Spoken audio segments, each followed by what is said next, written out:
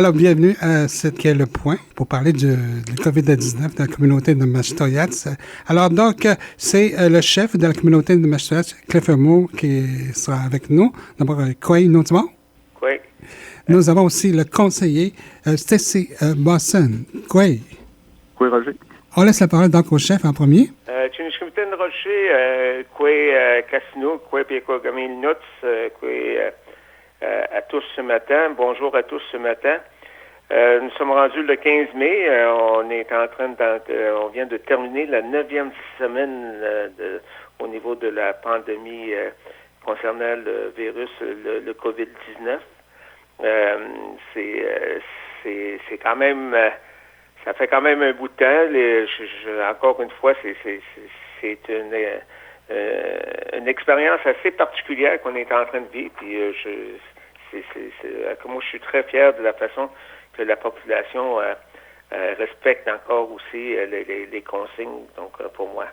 Aujourd'hui, on va faire ça un peu différemment. Je suis accompagné de Stacy Bosson, conseiller qui est responsable au niveau de l'administration et finances. Donc, pour la simple raison, c'est qu'on commence à parler beaucoup de l'ouverture graduelle de l'organisation. Je vous en ai parlé cette semaine. Donc, Stacy va préciser quelques informations de base importantes là, sur cette démarche-là.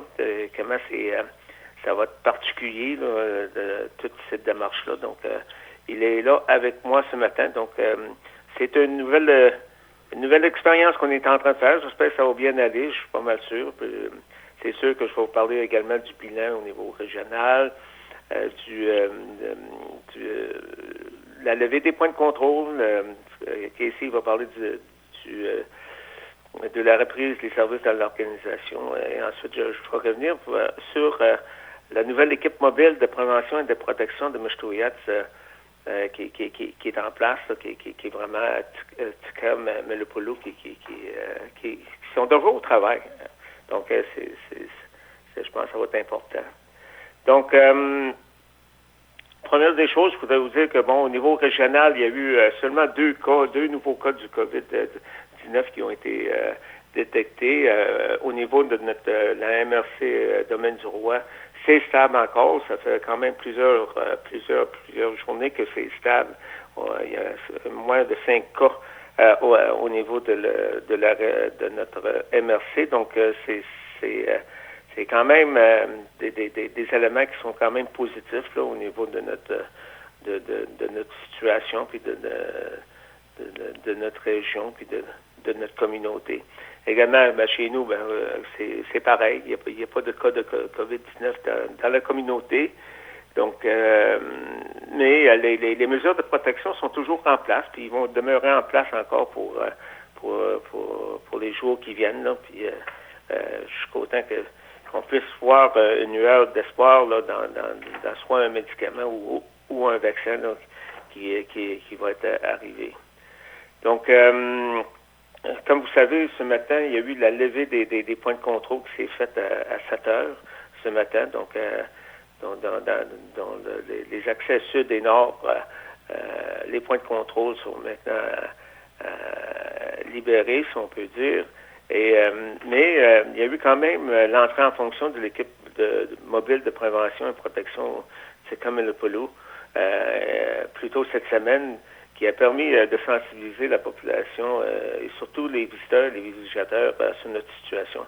Je vais terminer l'entrevue ce matin en vous parlant un peu plus de ces fonctions qui sont présentement en place. Comme vous savez, il y a eu quand même les statistiques démontrent que notre région est peu affectée par le COVID-19.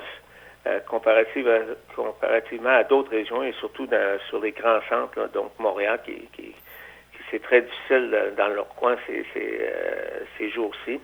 Donc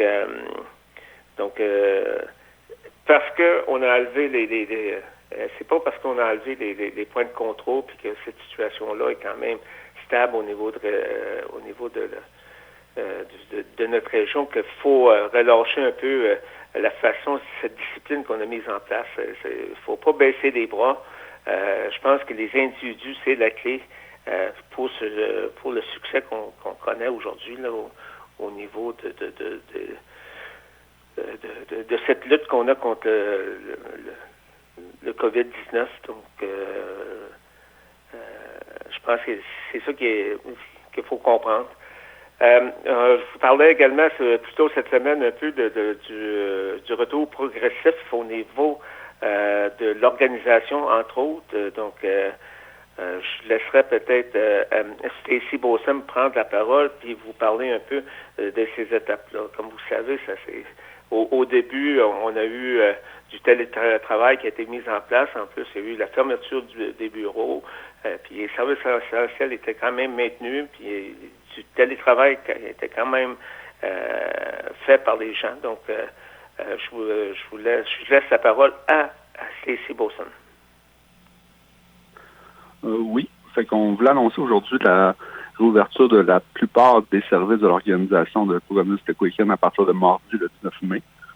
Mais par contre, c'est certain que les bureaux, tous les centres administratifs vont rester quand même fermés. Il va être possible de rejoindre la majorité des employés par téléphone directement à leur poste. Fait que la majorité des employés vont être de retour au travail, sauf certains où ça va être toujours impossible de pouvoir travailler, comme par exemple au niveau de l'arena, le gym, le centre de conditionnement physique, tout ça reste quand même fermé. Mais la plupart des employés vont être rejoignables. C'est sûr que nous, on a mis en place des mesures préventives, puis on n'est pas encore rendu au point où on peut ouvrir l'organisation au complet. C'est certain que les services vont être disponibles, mais on invite les gens vraiment à appeler. Les gens vont répondre aux questions par téléphone ou essayer d'aider le plus possible via différentes plateformes, mais c'est certain que s'il y a besoin de se rencontrer en personne, ben, il va y avoir une prise de rendez-vous pour pouvoir se présenter à nos différents bureaux. Il y a eu un gros travail au niveau de l'équipe d'urgence, justement, pour essayer d'apporter une sécurité au niveau des employés ou au niveau des clientèles aussi. Fait que les gens qui ont besoin de se présenter vont voir qu'il y a certaines signalisations qui ont été faites des bâtiments. Il va y avoir des questionnaires qui vont être posés aux gens, justement, si ont des symptômes, tout ça. Fait qu'autant pour les employés que pour la clientèle. Fait que c'était quand même un gros travail. C'est certain que c'est une nouvelle étape de réouverture. Lorsqu'on a fermé le bureau au début mars, à mi-mars, c'est certain que tout avait fermé, mais par contre, on avait continué quand même les services essentiels, comme la sécurité publique, au niveau des infirmiers. Ensuite, au mois d'avril, il y a eu une deuxième étape où on a rouvert d'autres secteurs de l'organisation parce qu'on avait beaucoup de questionnements ou de différents bailleurs de fonds, différents ministères qui nous adressaient encore des demandes, malgré que le COVID-19 était là. Il y avait d'autres suivis à faire. Fait qu'il y a une bonne partie de l'équipe qui avait rentré. À ce moment-là, au mois d'avril, on parlait autour de 75% des employés qui étaient à temps plein ou à temps partiel au niveau de l'organisation. À partir de la semaine prochaine, ça va être pratiquement 100% des employés qui vont être de retour au travail, mais peut-être pas à leur poste spécifique.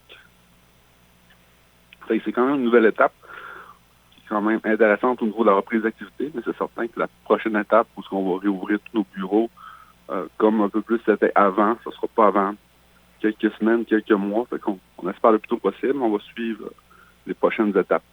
C'est certain qu'on y a toujours une réserve que là, c'est une étape où on déconfine, mais on se garde le droit aussi de reculer si jamais on voit que la situation dans la région, si on veut, empire ou tout ça. Fait que on espère que non, mais on se garde quand même ce droit-là. Fait que ça fait quand même le tour pour le retour des... Merci beaucoup, Stacey. Écoutez, concernant l'équipe mobile de prévention et de protection Tucum Blue, ils ont travaillé, il a été mis en place la semaine dernière, puis ils ont déjà commencé leur travail, comme je disais auparavant. Ils travaillent en étroite collaboration avec la sécurité publique, des services de santé et également les travailleurs du milieu. Donc, ils se sont déplacés déjà pour rencontrer des gens, puis être capable de réaliser des tournées et des inspections et intervenir avec les gens qui ne respectent pas les règles en vigueur. Mais ce qui est important, c'est ils ont quand même rencontré, ils se sont assurés que les stations d'essence étaient conformes et que Et les réponses ont été quand même très positives là, de la part des gens. Donc, je pense que c'est une bonne façon de se mettre en place des outils là, pour comment je pourrais dire, augmenter la prévention au niveau de la propagation du virus du COVID-19. L'équipe, c'est sûr que, comme je vous dis, était mise en place. La fin de semaine, c'est la grande fin de semaine. Donc, l'équipe va être présente dans les commerces et dans les domaines pour remettre la documentation. Et ils vont informer également les gens qui passent sur la piste cyclable, parce que vous savez que la piste cyclable ouvre également aujourd'hui. Donc, donc il va y avoir des cyclistes qui vont passer. Donc, ça pour nous, c'est important qu'ils soient informés également des consignes qu'ils ont. On a le vice-chef Jonathan Germain qui participe aussi au comité au niveau de la véloroute. Puis c'est sûr que les consignes ont été mises justement de prévention là, pour que les gens puissent profiter de faire de leur randonnée des choses sécuritaires. Donc ça pour nous c'est vraiment important. C'est sûr que pour nous c'est le respect des consignes sanitaires constitue pour nous autres la meilleure façon de se protéger et de protéger les autres contre ce virus. Et puis je pense que scientifiquement, c'est de montrer également que c'est la façon éprouvée pour se protéger. Donc, nous croyons à la discipline puis à l'implication de toute la population dans ça. Donc, on sait que les gestes que vous posez tous et chacun, c'est important parce que la sensibilisation, c'est de cette façon-là qu'elle est transmise. Donc, on croit beaucoup que cette nouvelle mesure sera encore plus efficace pour aider justement la propagation du virus, le COVID-19. Donc, c'est sûr qu'on suit tout de très près. Vous avez vu cette semaine, dans le village, il y a eu quand même une parade de reconnaissance qui a été mise qui a été préparée là, par les gens, les intervenants de l'organisation pour justement souligner les efforts des employés qui travaillent de première ligne là, avec les personnes âgées puis les personnes qui ont besoin d'aide dans la communauté au niveau de la santé, au niveau de la sécurité publique.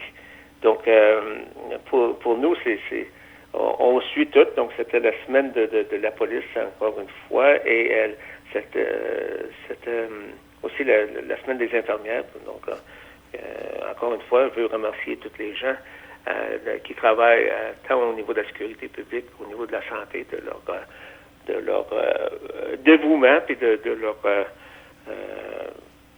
leur travail qu'ils font pour soutenir la population. Donc, pour nous, ce qui est important, c'est qu'on suit le développement, puis on va suivre ce qui se passe dans les jours qui viennent très, très, très attentivement, comme on l'a fait depuis le début. Et si jamais des choses changent, on se réserve le droit de revoir nos stratégies. Puis qu'est-ce qui est important, c'est l'objectif qu'on a demeure, c'est de réduire les risques de contribuer à la propagation du virus. Donc, on espère, puis écoute, j'espère pour tous, c'est un vœu de tout le monde qu'on puisse voir, qu'on puisse revenir à une vie plus normale bientôt. Donc, encore une fois, je veux vous rappeler qu'on demande aux Picogaminuts de continuer à observer la pratique des règles d'isolement, dans le sens que on demeure chez soi, on conserve une distance physique de 2 mètres entre les personnes, on se lave régulièrement les mains Et pour nous autres, c'est de cette façon-là qu'on peut le faire. Je sais qu'il va y avoir aussi des masques qui vont être rendus, qui vont être disponibles pour que les gens puissent le porter, parce que peut-être qu'il y a des endroits où la distanciation sociale ne pourra pas se faire. Donc, on demande aux gens de porter un masque à ce moment-là pour protéger les autres. Je pense que c'est ça qui est important. Et en même temps, se protéger également. Donc, notre ligne d'écoute est encore disponible. Donc, c'est le 418-618-1546. Et également aussi toutes des questions demandant assistance de soutien pour nos services au 275-5386 au poste 1350. Donc, je vous souhaite encore une belle fin de semaine à fin de semaine. Et le beau temps sera là. Donc, n'oubliez pas de respecter encore les consignes. C'est quelque chose qui est exigeant, mais je pense que la discipline qu'on est en train de se développer, là, c'est un atout important là, pour la santé collective de notre communauté. Chinishkumten Roger, Chinishkumten Stacy, Chinishkumten à tous.